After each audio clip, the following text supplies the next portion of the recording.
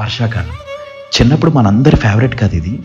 వర్షం వచ్చే ముందు ఆ మట్టి వాసన లేని బాల్యాన్ని అస్సలు ఊహించుకోలేం. వర్షం పడుతుంది వాళ్ళకి స్కూల్కి వద్దులే అనగానే ఎక్కడ లేని ఆనందం. ఇంక రోజంతా కూర్చుని కార్టూన్స్ చూస్తూ ఉండేవాళ్ళం.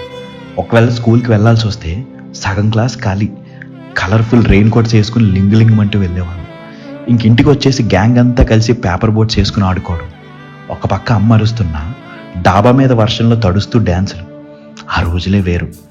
ఇప్పుడు రోడ్డు మీద వెళ్తూ బురద మీద పడితే చీ అనుకుంటున్నాం, కానీ అప్పట్లో ఆ బురదలో ఎగురుతూ ఒకరి మీద ఒకరు నీళ్లు జల్లుకుంటూ ఆడుకున్న రోజులు, ఆ వర్షంలోనే తడుస్తూ క్రికెట్ ఆడుకున్న క్షణాలు, రెయిన్బోని వింతగా చూసిన రోజులు, చిన్న చిన్న కప్ప పిల్లలు, వానపాములు, వర్షం ఆగిపోయిన తర్వాత చెట్ల ఆకుల మీద ఉన్న నీళ్ల తుంపర్లు జల్లుకున్న రోజులు, వర్షంలో తడిచి జలుబొస్తే అమ్మతో తిట్లు, అమ్మ చేసి పెట్టే వేడివేడి పకోడీ, ఆ వర్షంలో పెట్టుకునే సైకిల్ రేసులు. అప్పట్లో చిన్న వర్షానికే కరెంట్ తీసేవారు. కరెంటు పోయాక బయట వర్షం సౌండ్, ఇంట్లో మనం క్యాండిల్ పెట్టుకుని అందరం అక్కడే కబుర్లు చెప్పుకుంటూ భోజనం చేయడం.